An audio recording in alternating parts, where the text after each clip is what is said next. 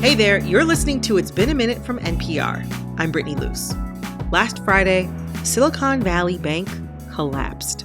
It was the bank for much of the tech industry, and for a few days, it seemed like its dissolution could create a domino effect across U.S. banks. But 1 week later, the dust has settled. The government has taken over SVB, and it looks like the venture capitalists are going to get their money back. How do you preserve your place in an unequal economy? Well, one way is you cock a gun and you put it to everyone's head and you say, if anything happens to me, this whole ship goes down. That's Malcolm Harris. He's the author of a new book titled Palo Alto, A History of California, Capitalism, and the World. They said, if I don't get 100% of my uninsured money back, if you don't guarantee it on Monday, this whole system is going to fall because I'm so important that I will drag it down. And it worked. Online, I've seen a lot of people look at this quasi-bailout and wonder if they'll ever see a bailout for the average American. More than a few people have pointed at their little pile of student loan debt. Essentially, it doesn't feel fair. And well, Harris says this is par for the course with Silicon Valley. According to him, it wheels and deals in inequity. When I saw the news and saw this collapse and real classic bank run, it reminded me of these patterns of association and betrayal between Silicon Valley capitalists that go back to the 19th century. His book traces the history of tech through its mecca city, Palo Alto, and its glittering Stanford campus. A campus that has educated and influenced tech scions who, Harris feels, continue to tip the scales in their favor at the cost of those around them. These capitalists are always facing, on one hand, incentives to get together, to oligopolize, to associate, to form cartels for their common interest. But then at the same time, individually, they face these incentives where if you're the first one to stab everyone else in the back, you can win.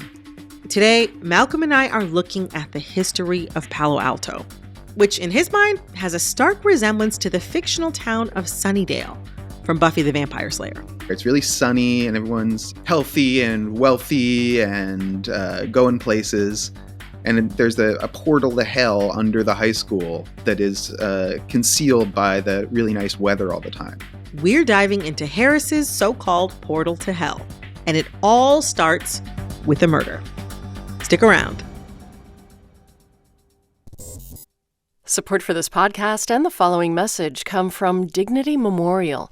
When you plan your celebration of life in advance, it becomes a gift from you to your family, because nobody should have to plan for a loss while they're experiencing one.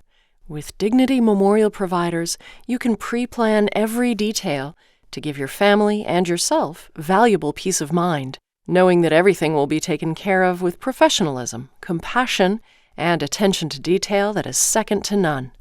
For additional information, visit dignitymemorial.com. Malcolm Harris, welcome to It's Been a Minute. Thank you so much for having me, Brittany. Okay, I want to start in the early 1900s, during this period in time where Stanford and, by extension, Palo Alto and Silicon Valley was at this crossroads. A fight was brewing over whether it would be a science university or a liberal arts haven. And the school was, briefly on track to becoming the liberal arts haven of the West under Jane Stanford. And she was the co-founder of Stanford University with her husband, the former California governor and railroad tycoon, Leland Stanford. After Leland died, Jane was the main funder of the university. She wanted to create a liberal arts palace with brilliant philosophy teachers and one of the biggest private museums on the West Coast. But she did not get her wish. Can you tell us what happened to her? Yeah, she was poisoned to death. And for a long time, the story has been that she sort of died of being a crazy old lady. And this is the story sort of I grew up hearing as a resident of Palo Alto, that Jane Stanford died. And some people say that she was poisoned, but she probably died from believing in ghosts and being a woman. And more recently, people have poked and prodded a little bit at that story, and it falls apart very quickly because she was poisoned not once but twice. first in California, and then as she flees her poisoning to Hawaii, where she is poisoned again to death, she calls out, "Help, I'm being poisoned to death," as she dies in agony.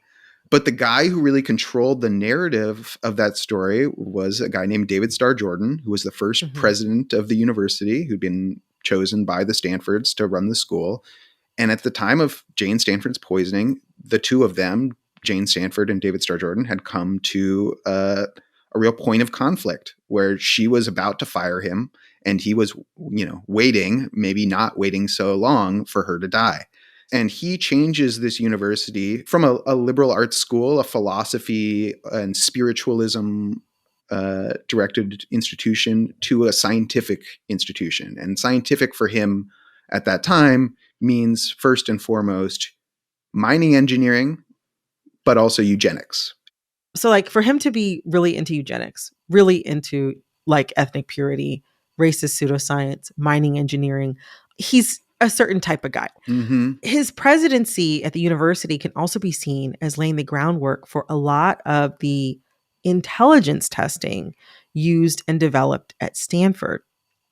What were some of the impacts of the intelligence tests developed at Stanford? Yeah, absolutely. So David Starr Jordan comes from Indiana University. The Stanfords couldn't get any of the Ivy League presidents that they wanted to come run their new school.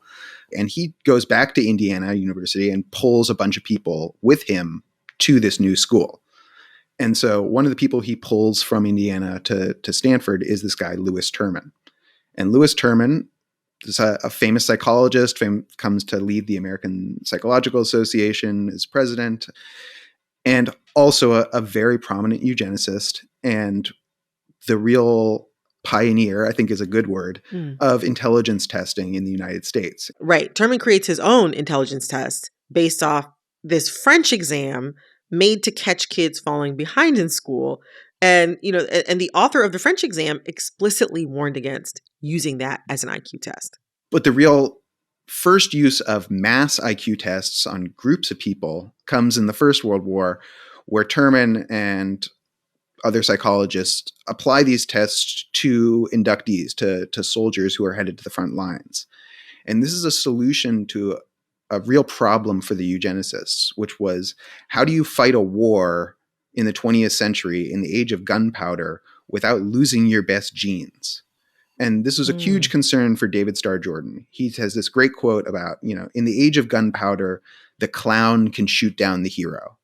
It's no longer an advantage to be brave in war, right? War is going to hurt your gene pool. And so David Starr Jordan becomes a real peace activist, which again is kind of funny. He's so racist that he's a peace-loving anti-imperialist. Got to protect the race. Okay. So how does this test work?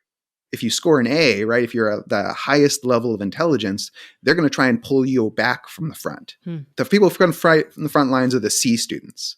And the F students, maybe they shouldn't get a gun in the front lines. Like, maybe that's not the best way to fight wars. And it didn't really click for me till I did the math and understood that one of the geniuses that Terman had tested was his son, Frederick Terman. Right. And Frederick Terman turns 18 at exactly the same time as the draft age gets lowered for World War I to 18. And so for Lewis Terman, this was a personal problem for him, right? These were his own genes. He was going to watch his genius son get killed in the war. And that was not just a problem for him. It was also a problem for America, because they needed those geniuses to be able to fight the wars of the future. That's the line of thinking, right? This becomes a major solution for the United States for how to deal with the 20th century. Something about the way this genius testing worked feels very connected to some of like the high pressure educational environments that you reference later in the book that young people in Palo Alto deal with, like going to public high school. Yeah, absolutely. And we as a world are still dealing with the same problem, which is the inequalities of 100 years ago, of 200 years ago. And the question of how could those inequalities be justified and maintained in a unified world? How are you going to maintain these group inequalities into the future? And Palo Alto's answer is that these inequalities are natural, that they are not going away, that there is a natural hierarchy among people. You make the argument in your book that Palo Alto is a microcosm of all of America. And you spend a good deal of time in your book outlining the history of redlining in Palo Alto. And, the city is portrayed as a futuristic tech hub, but that perception of Palo Alto can't exist without the creation of East Palo Alto, as you argue it. Can you lay out East Palo Alto's creation and how that reflects the creation of ghettoized areas around the United States? Palo Alto is a perfect example of this history. And you see it with the creation of the 101 highway, which currently splits Palo Alto and East Palo Alto. Mm-hmm. The local NAACP called it the concrete curtain, referring to the Iron Curtain of the Soviet Union. Right. And the result of that was that East Palo Alto gets choked off from the resources that Palo Alto brings to itself in the final quarter of the 20th century. And that the East Palo Alto school district withers and it eventually collapses. And that you have no high school in East Palo Alto, and students from East Palo Alto getting shipped, forcibly bused, not just across town to Palo Alto, but spread throughout the peninsula. These kids of East Palo Alto become symbols for the whole nation of bad kids. And in the movie Dangerous Minds, which people might have seen, very popular. Michelle Pfeiffer famously sitting backward on a chair. Yeah, that was the time. It's based on a real book. The title of the book is, unfortunately, My Posse Don't Do Homework. Written by... That one hurt my eyes to read. Yeah, written by a white lady teacher who I believe it was Belmont, which is up the peninsula. But her students were from East Palo Alto. They were bused to Belmont every morning because they didn't have a high school, because they shut down their high school, eventually bulldozed it and built a shopping mall, which is now Ravenswood Shopping Center in East Palo Alto. It's where the IKEA is. And that's what East Palo Alto was turned into. And to do that, you got to ship the kids off.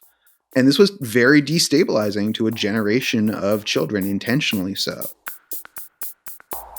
Coming up, a child genius grows up and enters the war room.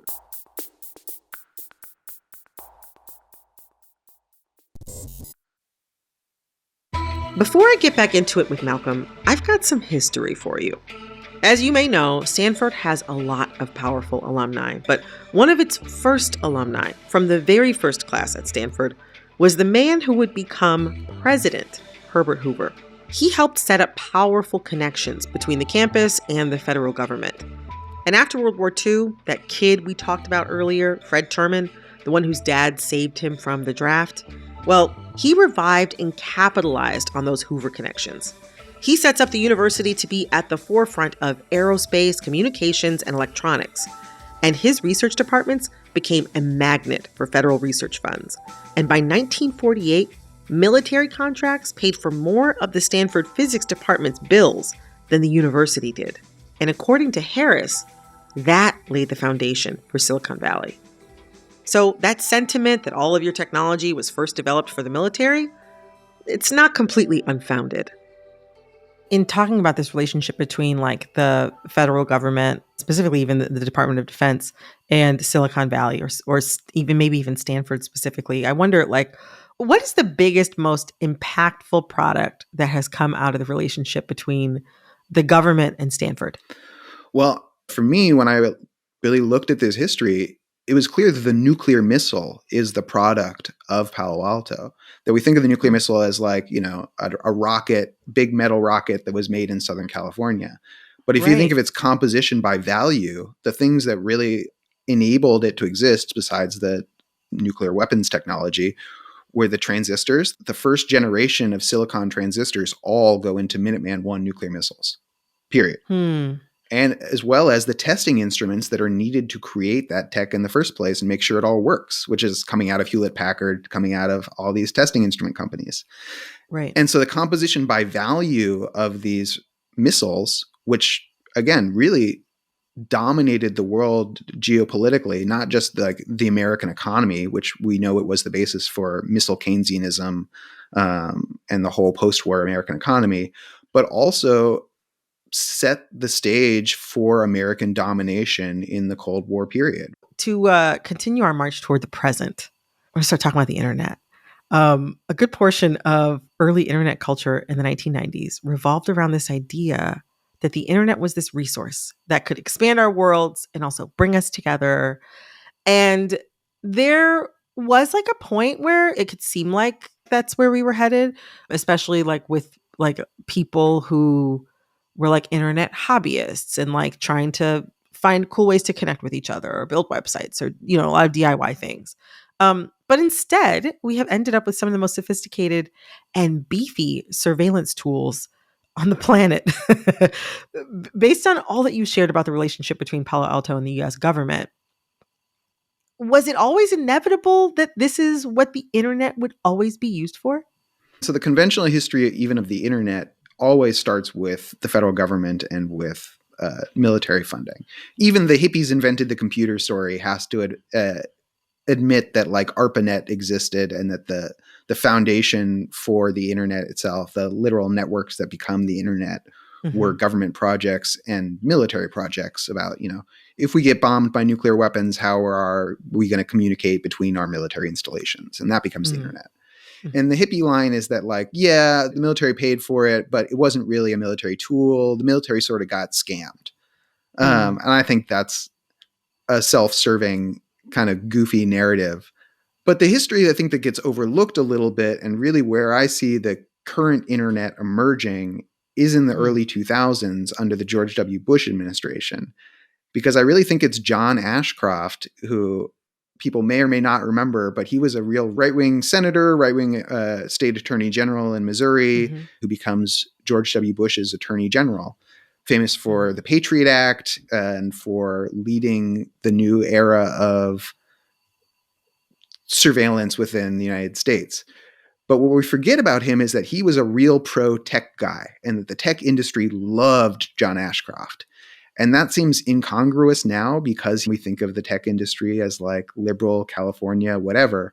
Right. But he was pro-corporate. And so the first thing he did when he gets into the attorney general's office is he drops the antitrust suit against Microsoft. And this was a real threat to Microsoft. And he signals to all these firms that he's not going to enforce antitrust rules on tech firms. He's not interested in that. He understands that this new technologies lend themselves towards high levels of market concentration. He doesn't want to stop that. Instead, what he wants to build, and what he does build, is a backdoor to all these systems for the federal government so that they can access all kinds of information that they wouldn't be able to access otherwise directly.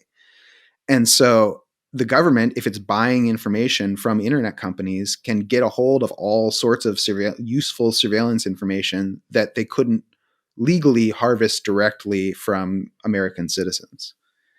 And that's the internet that we still have. That's the internet that Edward Snowden revealed. And that's the internet that it exists. And it's one where these companies can do whatever they want to do as long as you hit the accept button. Right. On the fine print that many people don't read because it's inconvenient. But that's not how like most of the things work in our society, right? Like that's a particular, if you go to the, you know, the deli counter at the grocery store, you don't just like hit accept and then get whatever meat they give to you. It's inspected by the USDA, right?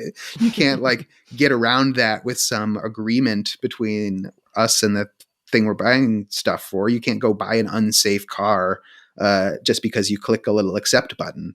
There are regulations that control these systems, and we could have had a different one. But we got this one very specifically because it helped the federal government evade restrictions on the kind of information it could collect. And so we have an internet that is a giant spy apparatus because it was designed that way. There was a promise that Silicon Valley and the products that it put out was going to improve our lives. And that hasn't really borne out. And many of the business people, investors who participated in, you know, the founding and operations of these companies still got absurdly rich. Yep. And now the tech sector seems to be kind of melting from crypto's collapse to all the layoffs in the industry, like, you know, the announcement that Facebook's going to lay off 10,000 more employees, to this Silicon Valley bank failure. I don't know. And the vibe that I'm getting is that the public seems to enjoy watching tech companies and execs fail. Is this like the bad guys getting what's due? Is that what's happening here that's got people so fascinated with all of this? Looking at it historically, there are these cycles. If you look back to the 60s and how people treated tech executives then, they chased David Packard around the Bay. Student radicals issued a press release saying, David Packard can't come to the town he owns. And they used to chant Packard before Cali, as in comparing him to the worst war criminal of the Vietnam era.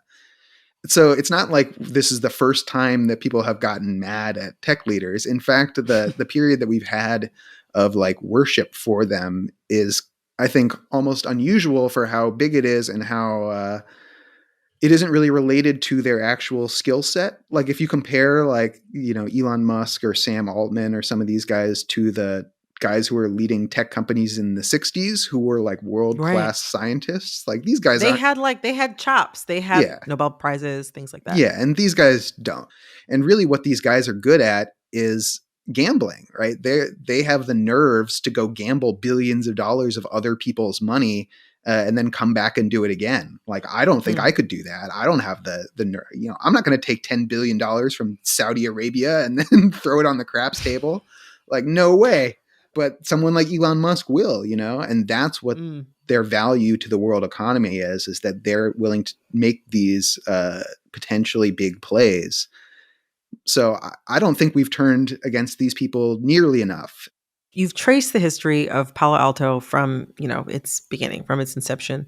And you're from this city.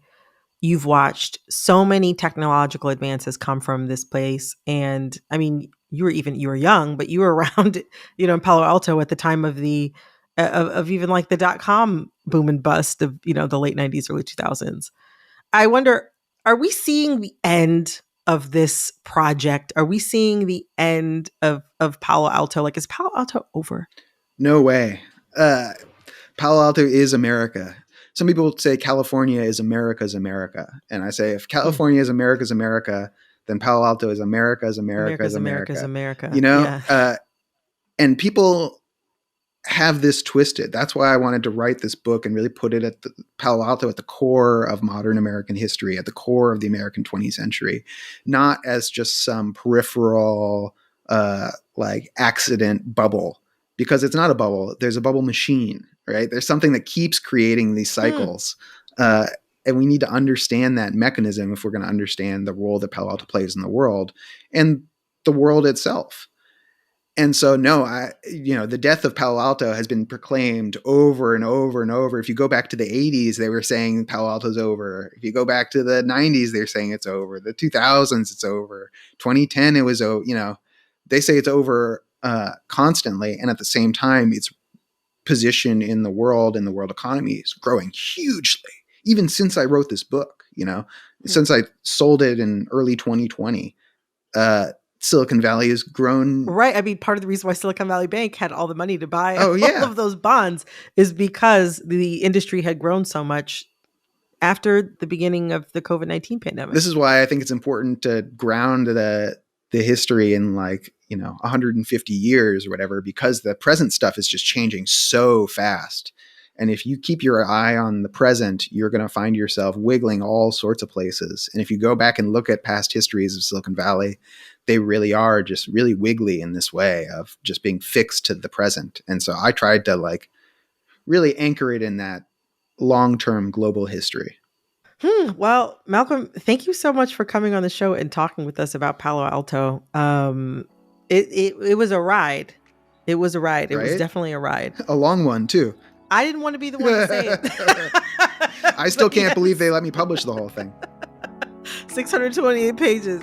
I felt him. But thank you so much for coming on the show and talking with us about it today. Thank you so much for having me and for reading all those pages. That was Malcolm Harris. His new book is called Palo Alto, A History of California, Capitalism, and the World. This episode of It's Been a Minute was produced by Barton Girdwood, Alexis Williams, Liam McBain, Corey Antonio Rose. Our intern is Jamal Michel. It was edited by Jessica Plachek. Engineering support came from Carly Strange. Our executive producer is Verilyn Williams. Our VP of programming is Yolanda Sanguini. Our senior VP of programming is Anya Grundman. All right, that's our show for today. I'm Brittany Luse. See you next week for another episode of It's Been a Minute from NPR.